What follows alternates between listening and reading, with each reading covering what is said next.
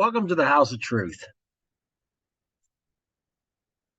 Today we're continuing, our beginning of our series on the patriarchs, with perhaps a look at the end of let's turn a little trilogy inside that concerning the creation and really restoration.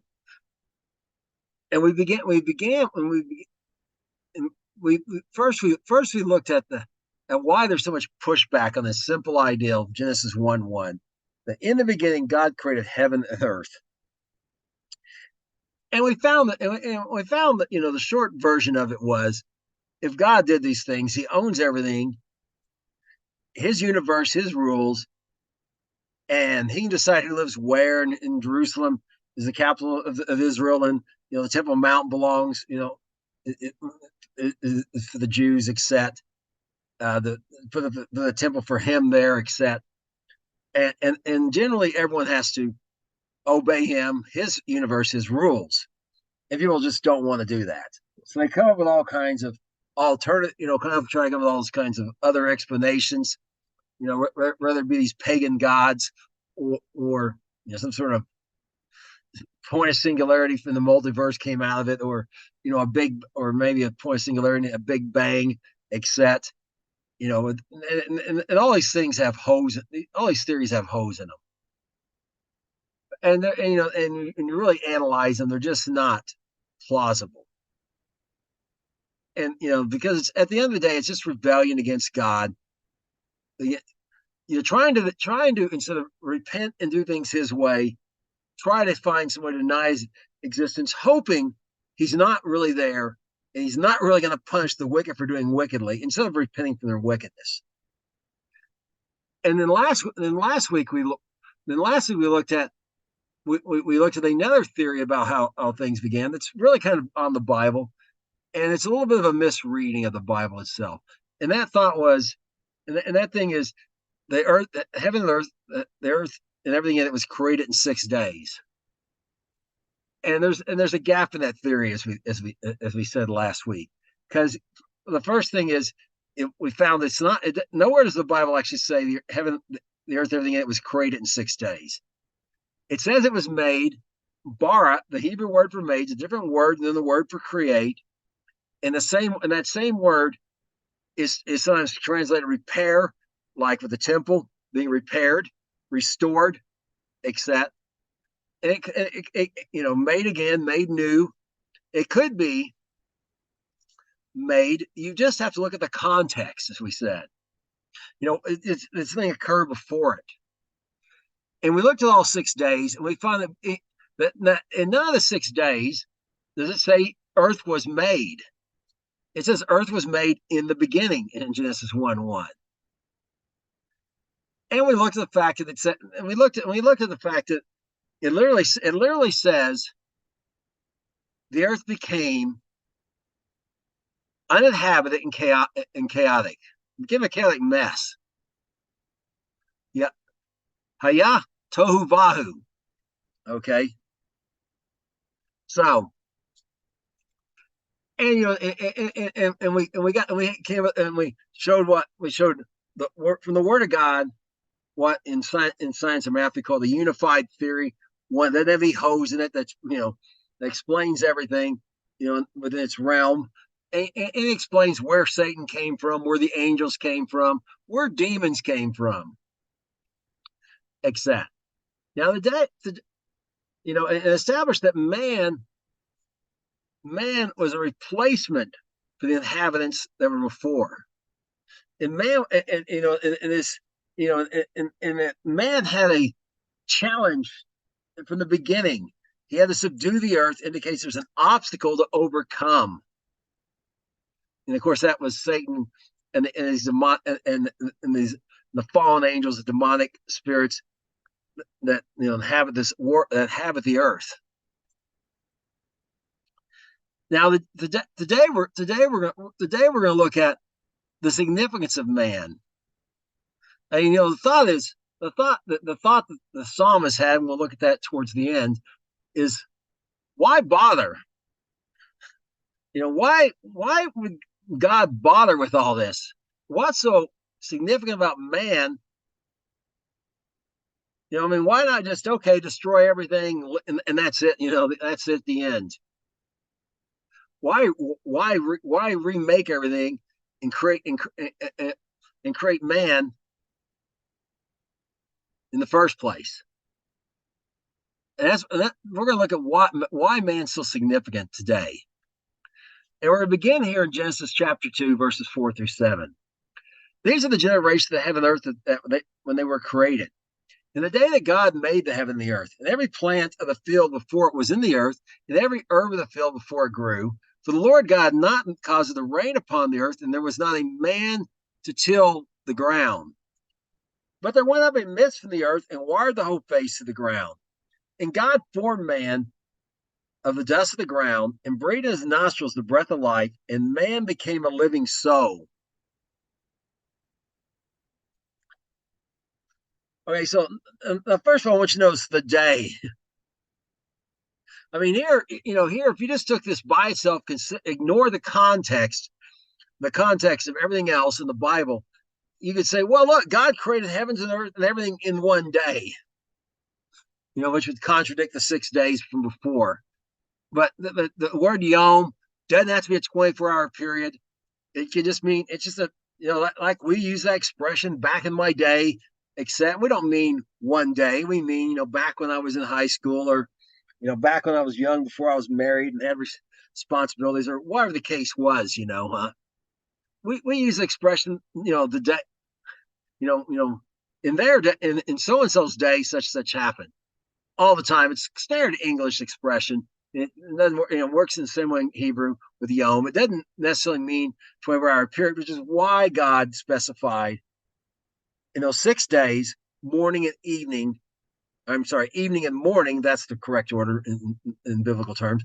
Evening and morning. To let us know, in that case, yom was literally what we think of as a day.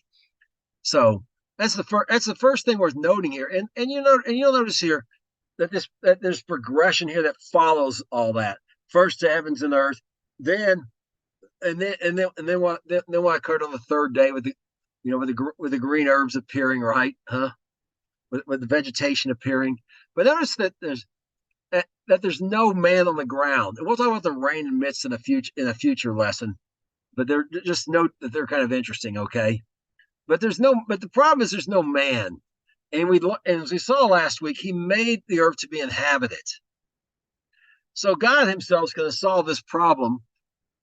And notice the man to till the ground. So the man's given this. We saw last week subdue and subdue the earth and refill it literally, except. But he's given us responsibility to take care of the earth. There's no one to take care of the earth. So now God's going to solve this problem by, notice this process, makes the body of man, just like Messiah says, a body was prepared for me, it says in Psalms about him. We'll talk about that later. And breathed in his nostrils the breath of life, and he became a living soul. Now, this breathing, God himself breathing in the nostrils the breath of life, is only spoken of people. God himself invested something of himself in human beings. Eternity is in our heart. Sometimes they'll say the world. Sometimes people translate, but that's Elam, not Olam. Olam's Olam. I mean, they got Olam. Elam is eternity. Olam is the universe. Often say the word world, but it literally means universe. Be a better translation. So God not only made man in his image, formed his body in the image of God, fingers, toes, etc., but also put a spirit in man that was like that, and then man became alive. Okay, it's a different process than all the other animals, where he just spoke, and there they were, alive. Perhaps skin on the ground and just whatever the case was, just all alive at once. There's no personal involvement there's not that process of make a body, then bring it to life that man alone has by God investing himself in it. So man is special in that regard right there. And And there's these, and this flies in the face of these who are trying to put people are trying to put the earth in front of people. The earth was made for man, not man for the earth. Okay, that does not mean man does not have responsibility for the earth. We already said he did, and we'll look at the repercussions of failing of not taking care of the earth later. Okay, man has the responsibility to take care of the earth, but the earth is not more important than man. Man's more important than the earth. Man's got more significance.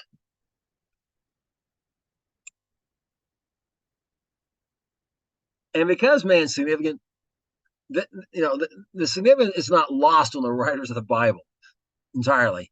I mean, in Deuteronomy 4:32, this is what Moses says: "Ask now the days have passed, which before you, since the day God created man upon the earth, and asked one sign in heaven and the other, whether it be such a great thing as this, or has been heard like it." And that great thing was Israel, God taking one nation out of another nation, bring them to the Red Sea, and so on and so forth. Okay, and to give them the promised land. God, this, you know, and and there's many things. And it tells us God has deep concern about man on the earth. And notice also, since the day God created man upon the earth, not since the beginning when God created heaven and earth, but when God created man on the earth. Okay, and interesting because God's both spoken of as making and creating man, because perhaps the original inhabitants, God didn't breathe into them. We don't know. We just don't know. But that's why it's created, because the special connection God did, this extra step, if you will, beyond the things that were just made. In Zechariah 12, verses 1 through 3, we read the following: "The burden of the word of the Lord for Israel, says the Lord, which stretches forth the heavens and lays the foundation of the earth and forms the spirit of man within him. Behold, I'll make Jerusalem a cup of trembling unto all people round about, when they shall be in siege both against Judah and against Jerusalem. And in that day I will make Jerusalem a burdensome stone for all people. All that burden themselves with it shall be cut in pieces, but all the people of the earth be gathered against it."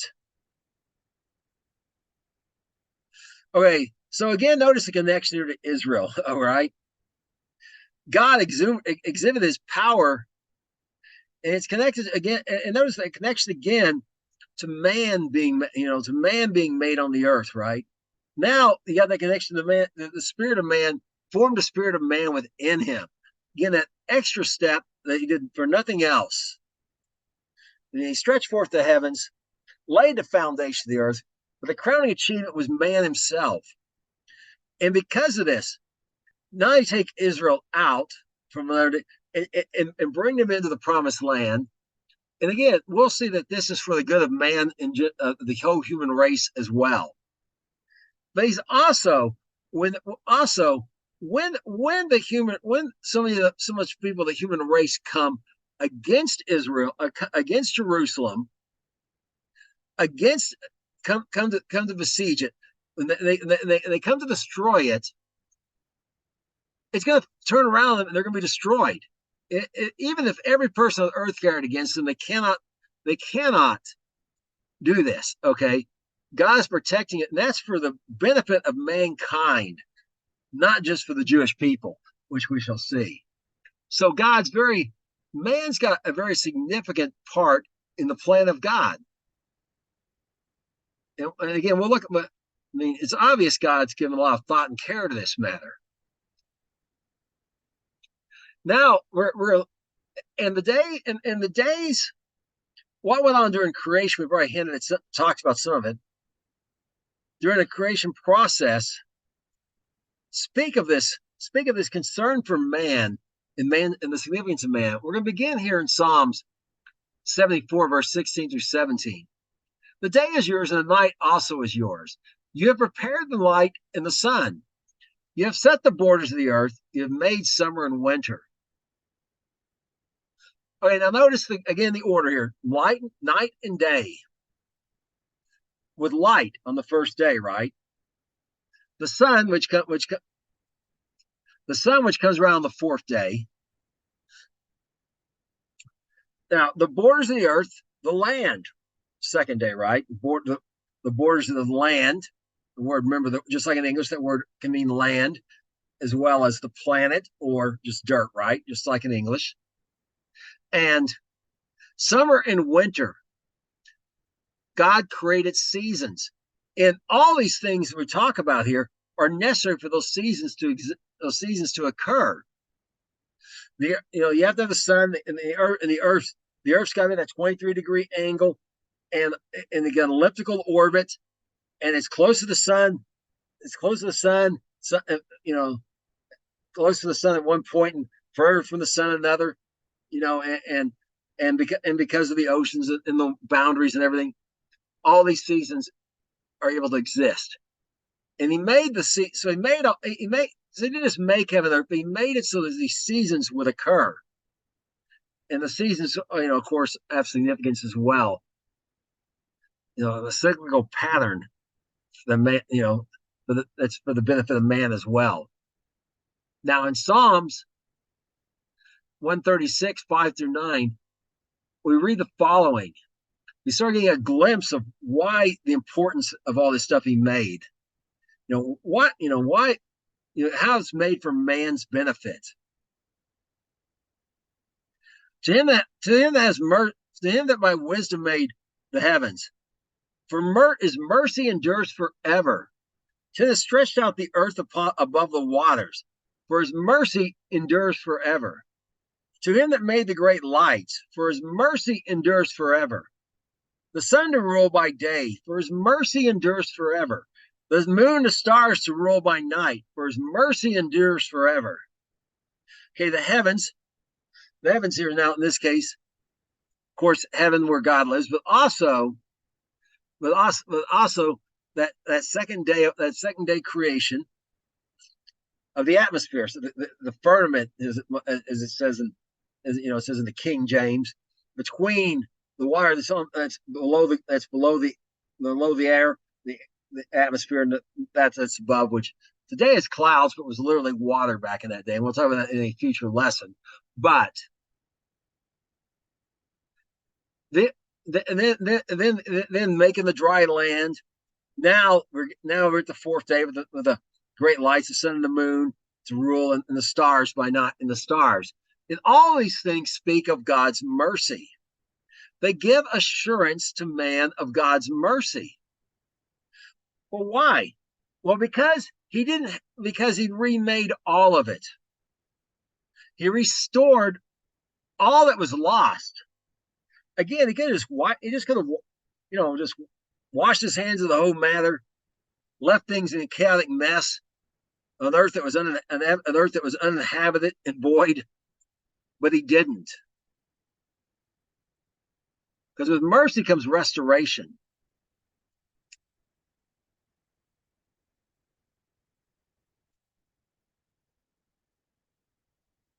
And again, bara made the heavens, bara, okay, restored, but would probably be more accurate in a more accurate reading in the context there.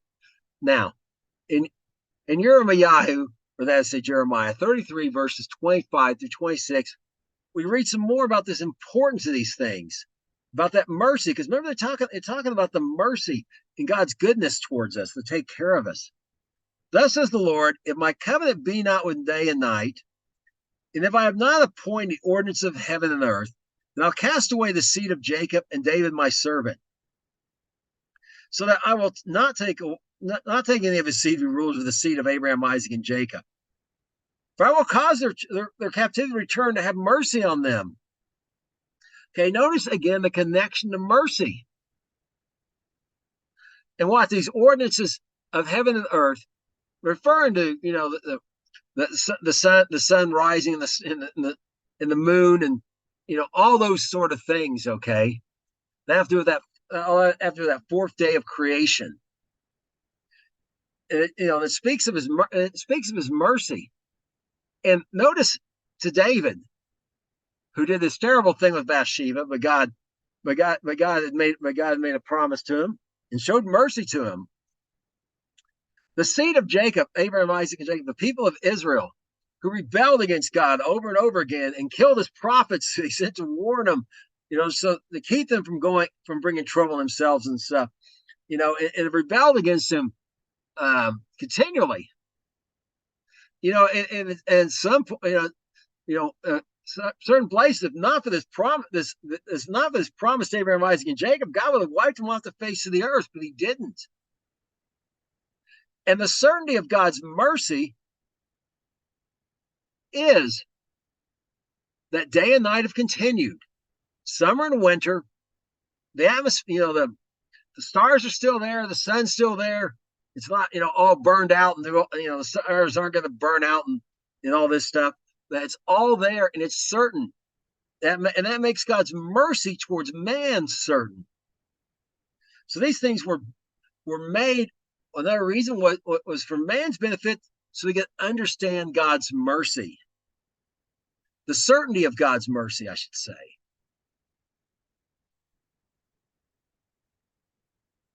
Now we're gonna move. Now we're gonna move a little into the fifth day and see what this what it implies for man.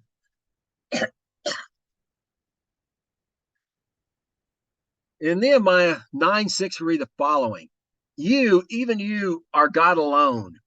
You have made heaven, the heaven of heavens, with all their hosts, the earth, and all the things that are therein, the seas, and all that is therein. And you preserve them all, and the host of heaven worships you." Okay, so now we've already talked about the earth and everything, and even the seas, the separation of the land from the dry land appearing. But now all of it's therein, all the living things in the sea, and he's preserved them. And he's not just preserved the stars and stuff. There's the same stars we look at the day people were looking at 6,000 years ago. He hadn't just preserved the stars and the earth itself, but he's preserved what lives in the oceans as well. And again, through, as we saw, that it hint, summer and winter, that cyclical that's the cyclical system, okay, to keep them preserved and going. And the host of heaven, the stars tell of his glory, but the host of heavens also use that expression, and literally the army of heaven, referring to those angels who did not follow Hashatan, Satan, Lucifer, in the rebellion. They worship God, and he's because of his preservation. And it says something to man. God's preserving even the things that live in the sea. And that should give us confidence. And that's what it tells us here in Psalms 146, verse 5 and 6. Or telling him, if you prefer to use the Hebrew.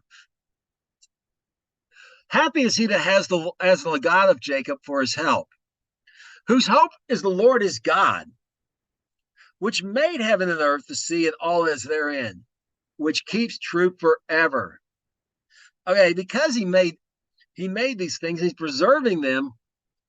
It tells us he's keeping true forever. That they are never going to go away. And we can be certain his truth is never going to go away either. It's never going to fade. It's never going to fail. It's always going to be there. And that gives us hope for God. And hope that what? He that has the God of Jacob for his help, that he's going to help us. He's going to help us in our time of need. Help us in our time of trouble. And for some of us, trouble seems to be ever present. But he's there to help. And we have a reason to hope, and that his truth's not going to change somehow. What was true 5,000 years ago, 6,000 years ago, still true today. It will be true forever. It's not like moral relativism where what was right, well, that was considered wrong 100 years ago, but now, we've progressed and now it's right. No, his truth remains forever, and the certainty of his help is there as well. And we read about the sort of help and people putting into action here in Acts 4, verse 24 through 30. When they heard their voice, they heard that they lifted their voice to God with one accord and said, Lord, you are God, which has made heaven and earth and the sea and all that is in them, all that in them is. Who by the mouth of your servant David said, why do the heathen rage and the people imagine vain things? The kings of the earth stood up and the rulers gathered against the Lord, against his Christ. However, truth against your holy child Jesus, whom you've anointed, both Herod and Pontius Pilate, with the Gentiles and the people of Israel were gathered together, for to do whatsoever your hand and your counsel the term before to be done. Now, Lord, behold their threatenings, and grant your servants that with all boldness they may speak your word. By stretching forth your hand to heal, that signs and wonders may be done by the name of your holy child Jesus. Okay, so there's some opposition, as I mentioned last week. Our part in subduing the earth today is spreading the gospel. And just as there's always been opposition to fulfilling God's commission to go, first we'll go in all the world, populate it. Now go in the world and tell the people who are in the world the good news. There's always opposition driven by Hasatan, Satan, and the opposition today is through people. Okay, and these people are gathered against them and trying to shut them down and stop them. And they had gathered against Messiah and thought they were against him. Notice Jews and Gentiles together, the head of the Roman Empire, the most powerful Gentile empire, the most powerful Gentile group, ethnic group, nation, or whatever on earth at the time, in line with the people, the Jews, Gentiles, and people of Israel working together to shut down, to resist God's appointed Messiah. And little they know, their efforts were playing right into the hands of God. But now his apostles, who are there to tell people, are under there. And notice how they began their cry to God with reminding him, with this reminder that he made the sea and all that is in them, as well as heaven and earth. Because remember, that speaks of preservation and help. And so now they're asking for help. And what they want help doing, carrying out his will by boldly speaking his word. How's he going to help? Stretching forth his hand to heal. That gets people's attention, like it had a little earlier in Acts when the lame man at the gate called Beautiful got up and walked, and so on. And then people were ready to hear what they had to say, right? So they got to speak the word, get the stage set, but also signs and wonders to confirm that message. And these signs and wonders can they either come from God, or God can allow them to come from Satan. We're told that in Deuteronomy or Devarim, refer 13. But how do you tell where it's from God or not? Because does the message match up what God's word says? Is it driving people towards keeping his commandments, particularly the commandments of righteousness that apply to everyone? So the signs and wonders are needed, though, to confirm that. And they need this help. That helps them. And then, so God, and they got confidence God will show up and help. And it's based again on the idea that God preserves and helps people. And his assurance of that is his preserving and taking care of everything that's in the sea and everything that lives in the waters from the fifth day. Now we're going to build upon that, because there's an application, because this is not just about a few select people, the apostles. Okay, we're going to see that God's actually taking care of the whole human. He's taking care of. He's got the means to take care of everyone. Desires to take care of everyone, and we can tell this by his taking care of what he created on the fifth day. What he created on the fifth day, the what how he takes care of that, what lives in the waters, and the birds of the air, I might add. We'll get to that last part in a moment. And in Psalms 104, verse 24 through 20, read the following. Oh Lord, how manifold are your works. In wisdom you've made them all. The earth is full of your riches. So is this great and wide sea, wherein all creepings innumerable, both great and small beast. There go the ships. Therein is that Leviathan, whom you made to play therein. These wait upon you, that you may give them their meat, that's food, in due season, that you may give us them, they that you may give them they gather. You open your hand, they're filled with good. So I mentioned earlier about the cyclical system God has to take care of. I mean,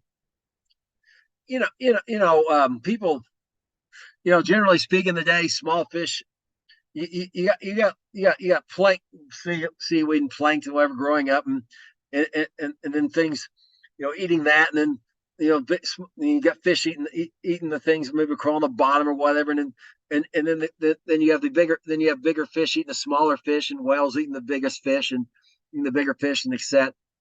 And just why didn't everything just die out? Okay, why didn't it just run out? Because there's a cyclical system here.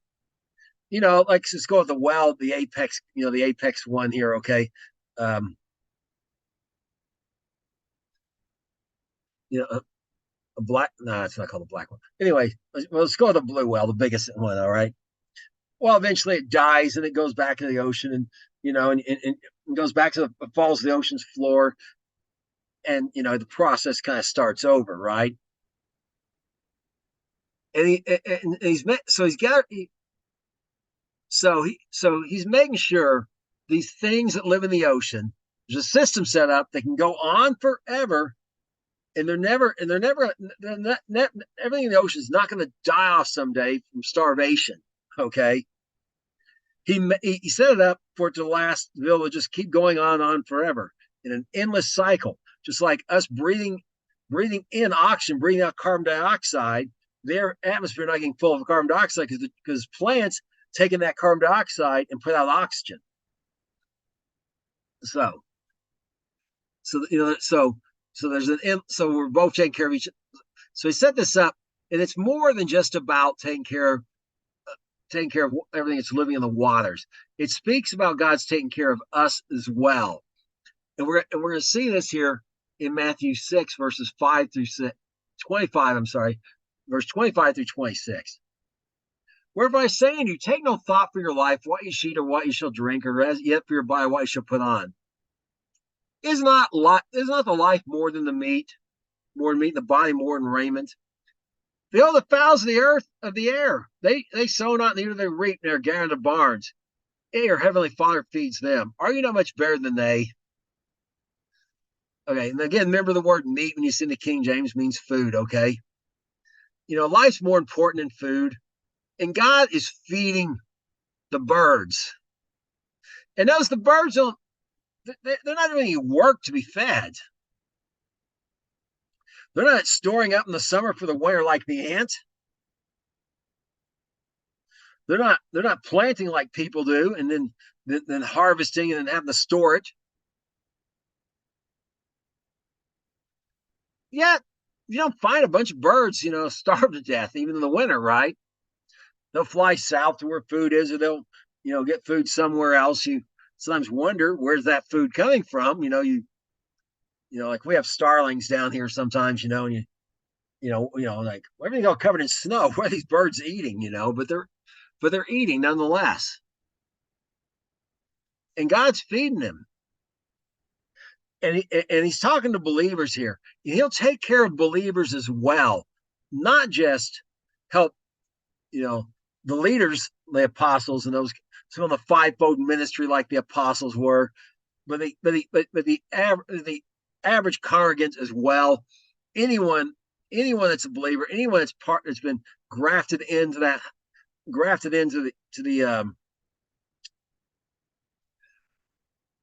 grafted into the commonwealth of Israel. He's become part of the body of Messiah. He's going to take care of them well, but he doesn't stop there. And this is what's addressed in Psalms 14, verses 14 through 18. Which when the apostles, Barnabas and Paul, heard, they rent their clothes and ran among the people, crying out, saying, Sir, why do you do these things? We are also of men of like passions with you, and preaching you should turn from these vanities to the living God, which made heaven and earth, and the sea, and all the things that are therein, who in times past suffered all nations to walk in their ways. Nonetheless, he left himself without witness, and that he did good and gave us rain from heaven and fruitful seasons, and filling our hearts with food and gladness. And with these things, scarcely a strain of people they had not done sacrifice in them. And and what's went on here, what's went on here before there was Paul healed a guy, and healed a guy of a very serious condition, and if I read he was lame, but healed him. And now now I think Paul's a god and Barnabas is his chief spokesman, or Paul's a spokesman, I get, because he's doing most of the talking. But so and they're trying to sacrifice, and God and Paul and Barnabas Shaul is saying, no, we're just men like you. And what do they do to point these people to God? They bring up again about this seeing the things all they're in. And notice how that's connected again to God taking care of not just the leaders of believers, the people in the fivefold ministry, not just believers, but the whole human race. When people often miss it, when Jesus said the sun shines and the rain falls on the good and the evil alike, rain wasn't a metaphor for something bad. Without rain, you die. Okay. You need sunshine and rain both to grow crops, and that's the root of all food. I mean, you may say, well, I'm a carnivore. Well, the things you're eating are eating grass. I mean, at the end of the day, you've got to have the rain to some both, regardless. And he's taking care of the whole human race, and he's got that whole cycle going on with some of these fruitful seasons. With summer and winter, right? And it's in the cyclical system. Is how it provides food and fills not just the believers, but the people who don't follow him, or even lost memory of him, who don't even know him, with these things. And why? So the point them back to himself, so he can have mercy on them. Because remember, mercy is what was spoken of by the stars, and so on and so forth, right? But he's taking care of them so he can have mercy. And he set this whole system so the human race can continue. And the truth is, there is no food shortage in this world. There's no shortage of we can't get enough clean drinking water for people. We can't get really, there's no shortage. There's no shortage of anything, to be honest. Except one thing: this world has a love shortage. We definitely have the means. He's given us everything we need to take care of each other and the earth itself as well, not at the expense of the earth. America feeds the world, America and Canada. 70% of the world's food is wheat and corn, and 70% has grown in America and Canada. Yet, we have vast tracts of land that have been set aside for wildlife and stuff, both us and Canada. And a lot of the world, most countries have followed this. Even small countries also have a small, of course, scale, an area for wildlife as well. Okay, as far as taking care of the earth business. Now, and there's no shortage of food in America. Again, we're a net food exporter. Israel, tiny Israel, once about the size of New Jersey, 7 million people live in it. 60% of its desert is a net food exporter. Okay, mainly fruits and vegetables. That is, Yes, it imports some food, but it exports more. It's producing more than imports. Okay, it's imports food for variety, not not so they can't not so they won't starve. Okay, there's plenty of food in this world. God's provided it because He cares for man. If people starve to death, which happens, it's not because God didn't provide a means. It's because men lack love and did not use those means to take care of other people. And so, and even in these situations, people are starving. Usually, people who show up with food are Christians by and large. Sometimes people from Israel do it as well, but by and large, they're Christians. You hardly find anyone else doing it. And why? They bring them food to point them to God, okay, who provided it in the first place, among other things that they need, medical services, education, etc. And our certainty that God can take care of the whole world is He's taking care of everything that's in the oceans.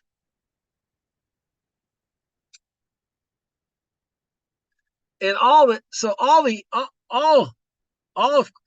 things we see on this earth, we've talked about so far. And now we're getting to the sixth day with man being made, okay? And even the animals that were the land animals that were made on the sixth day along with man, they all got something to teach the human, or to teach us, to teach people. And that's what Job addresses here in chapter 12, verses 7 through 10. Ask now the beasts, and they shall teach you, and the fowls of the earth, of the air, and they shall tell you. Or speak to the earth, and it shall teach you, and the fish of the sea shall declare to you. Who knows not all these things are there in the hand that God, who knows not in all these things that the hand of God has brought this about.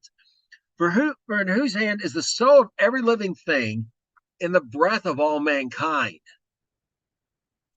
Okay, well, we know there's schools of fishes, but it doesn't mean when it says let them teach you that you're go to you're part of a school of fish. So pun intended. Okay, what it means is look, like I've been explaining. Look at how God takes care of these things, and look at them and look at their complexity, and these food chains and these webs of life and all these. If you know much about biology, there's webs of life, right? And sometimes if you can illustrate something with rubber bands and little pegs, and sometimes if you take out something you think's undesirable, it can actually destroy a bunch of other things that are desirable. If you get rid of too many apex predators like wolves, you end up with an overpopulation of deer who will eat it. We had a place they only when they're going to preserve them, and we're going to let one hunt there. And the deer got where they were, they're grown size with the size of maybe a large dog, because they were just simply starving. And they finally had to let hunters in, an apex predator. So you got to have some, so, and all this tells us that God knows what He's doing, that He wrought this. It's too complicated just to have appeared out of, to magically appeared is what the theory of evolution and Big Bang Theory basically say. It pooped out of nothing when you really think about it, because there's the effect, everything around, without a real cause.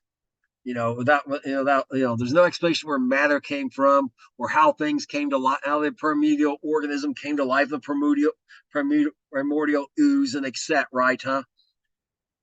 But we can be certain that God. That's the main thing to teach us that God is there, and he cares about the animals and the things of this earth, and He cares about mankind. And notice how He ends it. That there's a soul to these living things, but they don't have the Spirit of God in them, the breath of all mankind. Remember, God breathed into man alone. All these things were made for the benefit of man. And and that breath again came from God, which says something here about God and His authority concerning man. In Psalm 24, verse 1, we read the following: The earth is the Lord and the fullness thereof, and they that dwell therein. Yes, God put part of himself in man. And just like I said, his universe, his rules, well, the people, the inhabitants of the earth belong to him as well. He went a little extra on them, as a matter of fact. So then just own the universe. Remember the word, the world usually is olam, means universe. But those that dwell on the earth, not as the only earth can decide who lives where, he can decide what happens to people as well, based on, without breaking, without violating their sovereignty. Let them, he lets them be self-sorting. They can do right. They can do what he says right, or do what's wrong, and and and determine their own destiny in that regard. But he has a right. He has a right to reward them or punish them because he made them, and that's what is addressed here in Revelation 11, verse 17 through 18. Saying, "Sir, we give you thanks." Saying, "We give you thanks, O Lord God Almighty, which are and was and are to come, because you've taken to you your great power and have reigned. The nations were angry, and your wrath is come, and the time of the dead they should be judged. And you should give reward to your servants, the prophets, and to the saints, and them that fear your name, small and great, and should destroy them which destroy the earth." Okay, we're gonna, so first of all, let's just talk about on the if you will, the positive side. Okay, God made man. God can do with what man can do with man what he will, but he doesn't just nilly-willy. Notice that your servants, the prophets, those that serve God. Agios I don't remember this Agios because that's literally holy ones, but it might be. But the Hebrew word Zedekim, I'm sorry, the righteous. Okay, those who do what's right in God's eyes. He's going to reward those who serve him, do what's right in his eyes, those that fear his name. If you fear him, you obey him. We talked about this before. Rather, they may seem insignificant to the world. The great ones seem significant to the world. Whether insignificant to the world or great significance to the world, doesn't matter. God is going to reward them for their obedience. But those who rebel against him, wrath is going to come. He's going to bring judgment on them. And part of what's that rebelling?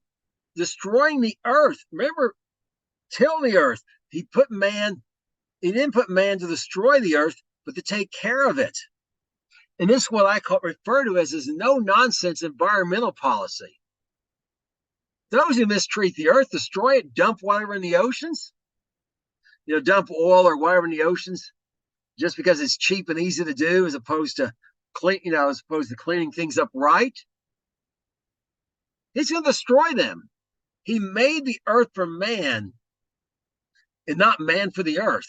Okay. And notice he made man to worship him as well, as we see here. He made man for man to reign over, for man to be ruled over by God.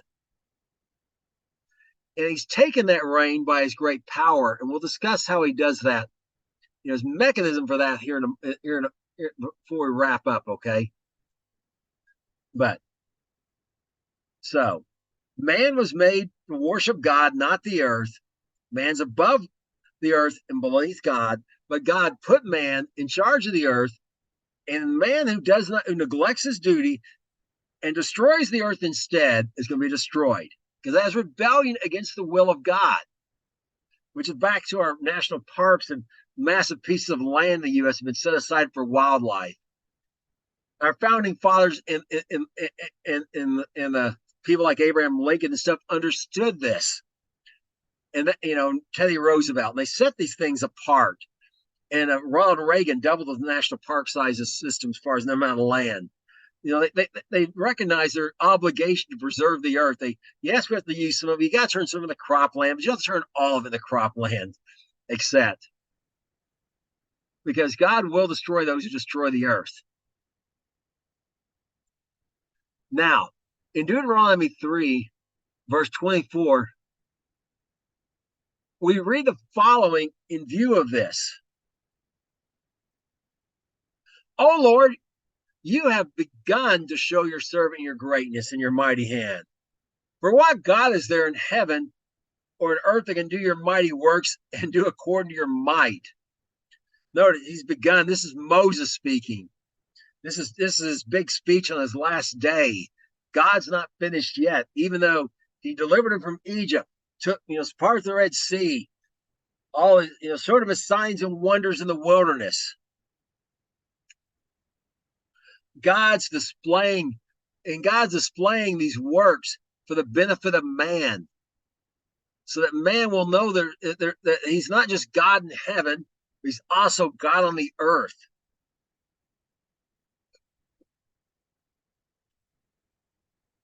And in Jeremiah 10, verses 12 through 13, we read some more about his displays of power, so that man will recognize this. He made the earth by his power. He established the world by his wisdom, and has stretched up the heavens by his discretion. When he uttered his voice, there's a multitude of waters in the heavens. He caused the vapors to descend from the ends of the earth. He makes lightnings with rain, and brings forth the wind out of his treasures.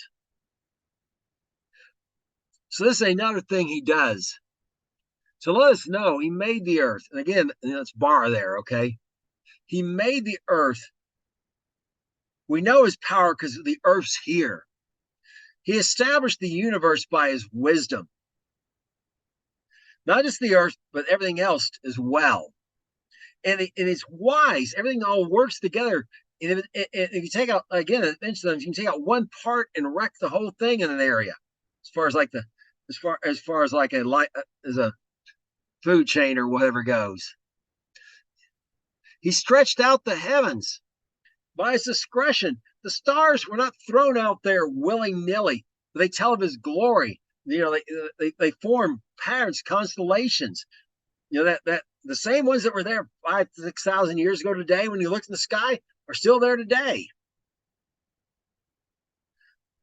And but he also gives this as witnesses of his power. The weather. When he uttered his voice, there's a multitude of waters in the heavens. Remember, he separated the water from the land, the water below the atmosphere from that above, right? And the vapors descend from the ends of the earth. And we know dew comes out of the ground, etc. But remember, we saw earlier at the beginning, there was no rain, but water came out of the ground. And we'll talk more about that in a future lesson. But he makes lightnings, but then he made rain. He's controlling the weather and the wind. And all this is for the benefit of man to understand the awesome power, wisdom, and discretion of our God. In Oklahoma, where I live, we are certainly used to weather, severe weather. We have directives and stuff, but we can also see a tornado destroy a building on one side, and a building right on the other side, right next to that building was destroyed, or maybe just on the other side of the tornado, not even be harmed.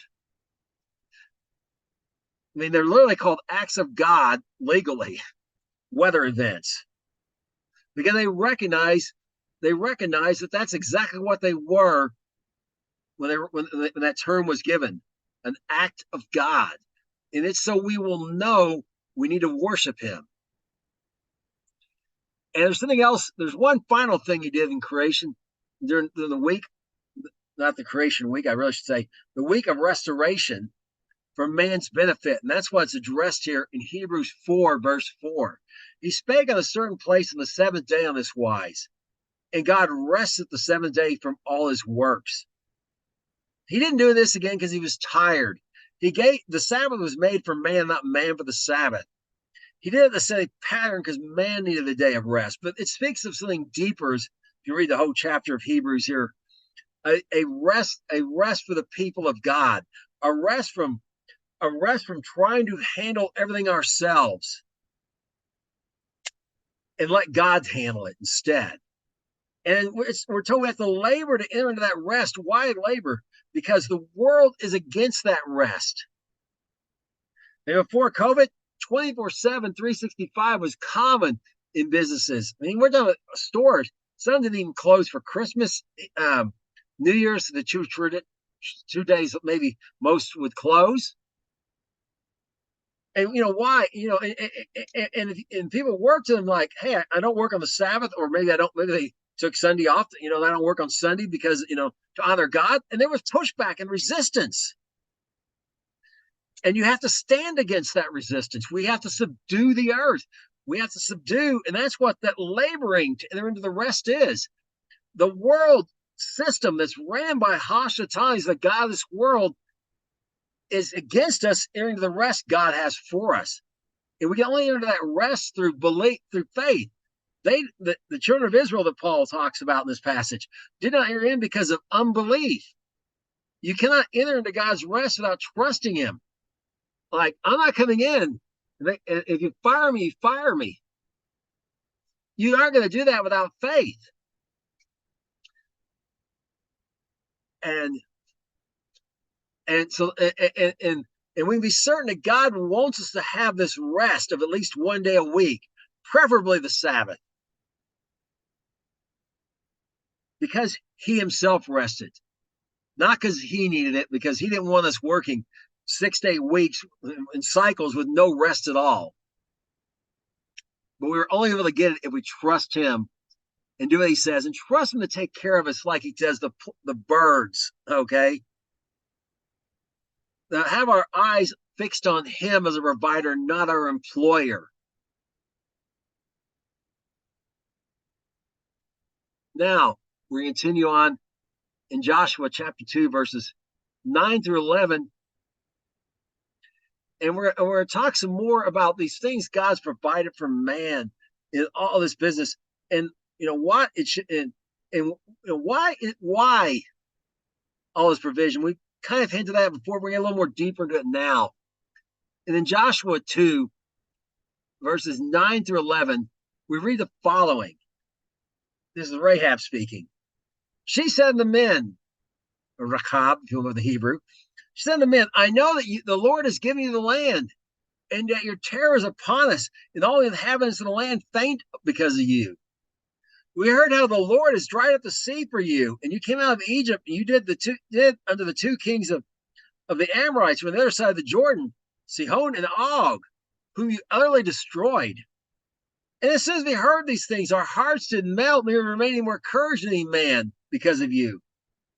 For the Lord your God, he is God in heaven above and in the earth beneath. Okay, these displays of power. Now, give you a little context here. She's recognizing it's not common. He's not just the God of Israel, he's the God of the earth. He's not just up there in heaven like deists would do, just kind of set things in motion, sitting back and let man handle everything from there. But he's God in the earth as well. And what people believed generally was every town had its own God, and every country and every ethnic group and whatever. And if your God was stronger, when we went to war, it was really a war between gods being played out through the people. And the guy that was stronger would win, and people would have to go worship that God or something like that, right? A very common way of things. And that's the way most of the world thought. That's the way the Canaanites thought that she grew up in. But remember, she had by faith, she hid the spies. And she's displaying that faith right now here. That did cause her to enter into that rest that God had provided, unlike most of Israel. She recognized he's not just God of the Israelites, but he's God of the whole earth. And she's heard of his great power he did in Israel, but also those witnesses of his mercy in his his mercy, those witnesses of his caring for people as well. He knew he wasn't just a God of judgment and wrath, but a God of mercy and compassion as well. And their faith caused her to act on that. Because of all these things God had provided in the earth that she could see with her eyes and experience with her mouth, tasting the things that God's taken care of and providing for good and bad. The Canaanites were very bad, but God still fed them, even though He said these will bring judgment on them. And he'd rather have mercy on people than destroy people. And she recognized that. Now in 1 Kings 8:23, we read the following. And he said, Lord God of Israel, there's no God like you in heaven above or earth beneath, who keeps covenant and mercy to your servants that walk before you with all their heart. Because of these things, man can be assured that God will keep covenant and have mercy on us. There's mercy again with those that walk before Him with all their heart. That we're not serving God for nothing. That if in this life only, we're the most miserable of all men. But our reward is certain.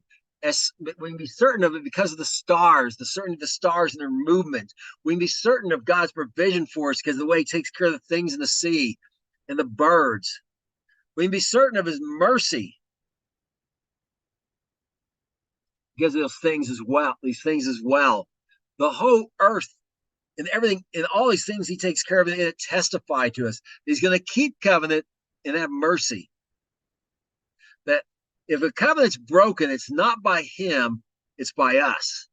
He is truth forever, faithful. In Ezra 5:11, we read the following. And they returned us an answer saying, we're the servants of God of heaven and earth, and the house was built these many years ago, which a great king of Israel built and set up. That great king we just read about was Solomon's words. And now Shlomo, now Ezra is now speaking after the return, and God in His mercy brought him back. You mentioned that before. It returned because of His mercy. That was assured by His taking care, preserving the things that live in the water. And now there's our part. We're the servants. We're to respond to that mercy with obedience. And that's what they're doing here. They respond to His mercy with obedience. They're to respond to the fact He is God, not just in heaven, and didn't just start things and leave it alone like deists believe, but He's God on earth as well. So it's to draw the unbeliever to Him. It's to help the believer stay to stay with this. It's just to give the believer assurance that He's going to keep covenant and have mercy. His mercies endure forever. And it's to help us, as we said before, to carry out His will as to doing the earth. In this house, when Solomon dedicated, we read earlier, if you'd read the whole thing, it wasn't just for Israel, it was for the whole world. Anyone who was too far away God only required they turn and face Jerusalem, face the direction of the house and pray. And God would hear them. Even this was set up for the benefit of the whole human race. So God's done all this stuff for man. It shows man is very significant to God. But it brings up that question we brought at the beginning. Why is man so significant? And we're not the first to ask that. The psalmist asked that as well here in Psalm 8, verses 3 through 8. Well, I consider your heavens, the work of your fingers, the moon and the stars, which you have ordained.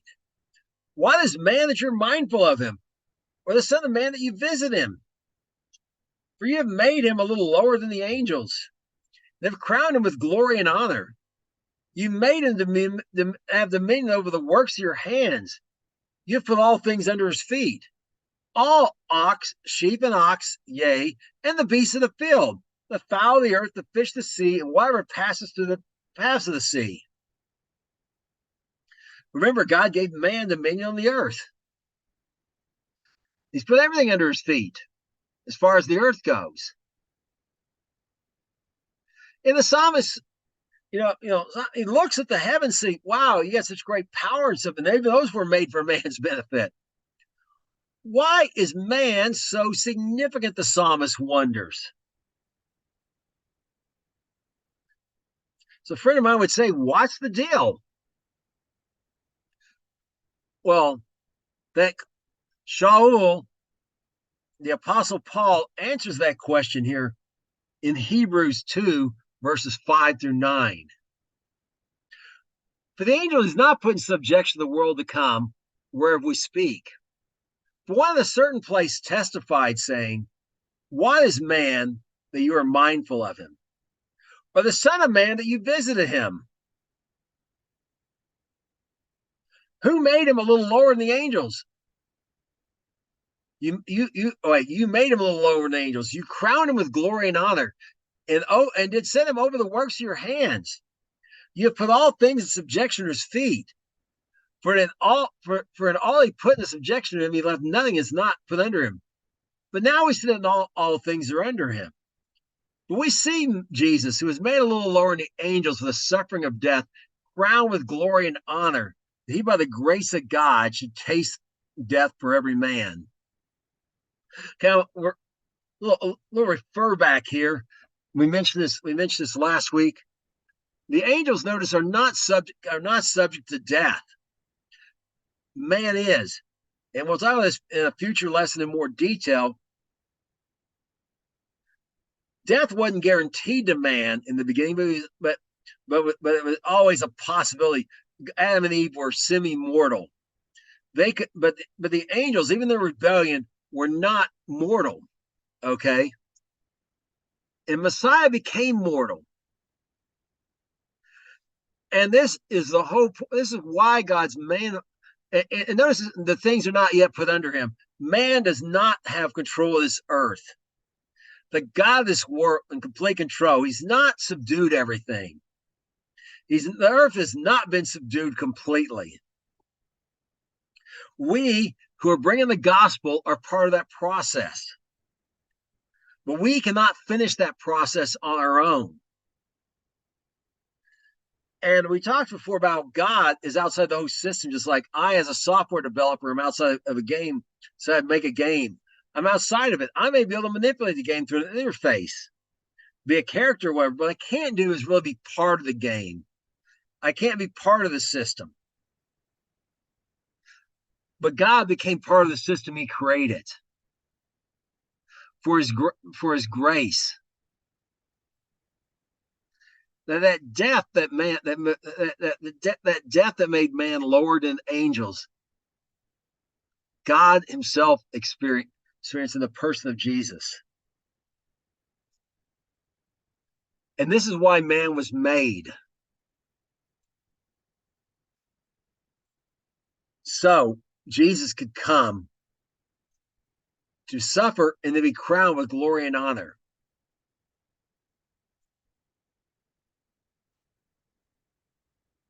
And because now Jesus can become a man, and as a man, he can operate. That's why he refers to himself as the Son of Man 3 times more than he refers himself as the Son of God. Because being the Son of Man gives him that authority, that dominion that God gave to man. So God's not violating his own laws by he's not taking back the dominion he gave man. But himself became a man to have that dominion. And is keeping his own laws. He has placed his word above his name. And so the significance of man is that Jesus would come here to restore man, but not just man. In 1 Corinthians 15, verse 24 through 27, we read the following in our final passage. Then comes the end, when he shall have delivered up the kingdom of God, the kingdom to God, even the Father, we shall put down all rule and all authority and power. For he must reign till he puts all enemies under his feet. And the last thing that shall be destroyed is death. When he's put, for he has put all things under his feet. But when he says he put all things under him, is manifestly accepted which to put things under him. So everything's under his feet except God himself, okay? And he's back in that same position Hasatan was, where Hasatan, as we saw last week, his throne was beneath the clouds. We're told this. He destroyed the nations that were on the earth at that time. And now it's the restoration is all being completed. Hasatan, when it's all over, has accomplished nothing. He didn't get one over God. He can't go, well, look, at least I destroyed, I was able to destroy everything you created, wreck the whole thing. No, he didn't. Because man was made, and Jesus, the son of the Father, became a man and will bring about complete restoration of everything. Not just the physical universe, but everything. And the last enemy is going to be destroyed is death. And that occurs when it's thrown in the lake of fire after the judgment. And all there's going to be left is righteous people. And then there's going to be a new heaven and new earth, we're told, wherein dwells only righteousness. Indeed, everything is put under him except for God, except for the Father. And Hasatan and all those who join him in rebellion are going to be replaced. If you only earth were told in the new earth, who are semi-mortal. There's a tree of life. We'll talk about this more in a future lesson. They have to go to, just like Adam and Eve had. If they rebelled against God, they could be subject to sin. They could be subject to death, just like Adam and Eve became subject to death. But there's also those who are bodies like Jesus' resurrected body that now have an immortal body when it is not subject to death. So those other people, they could be subject to death, but death's been taken out of there's no death in the new world to be subject to. But even if there was, those who have got this resurrected body like Messiah, like the angels, they are not subject to death. In God, and everything Satan took from God, God has now worked to restore back to himself through man. And that is the significance of man. And each one of us are significant. As I mentioned before, this life is a blink. You may feel small. You may feel like the world may tell you it doesn't matter if you're here or not. You're accomplishing nothing that the world thinks is important. But the fact is, as we did our study of Solomon, we did our study of Proverbs and primary Proverbs with the wisdom for 6 months. None of this matters in the long run, except for what we do for the kingdom of God. No matter how rich you get, you're going to lose it all, 100% chance. No matter how powerful you get, you're going to lose it all, 100% chance. It's not a matter of if, it's a matter of when. It doesn't matter how beautiful you are, how strong you are, how smart, how any of that. You're going to lose it all. 100% chance. The only thing that matters in life is people. They're the only thing you can take with you. And let us walk in love and show love to one another. Let us demonstrate the mercy and love of God to people so they may come to him and have a part in that world to come, that restoration of everything Satan thought he took from God, that God restores to himself through man. this thing he created called man. That's all I have for this week. Until next week, shalom.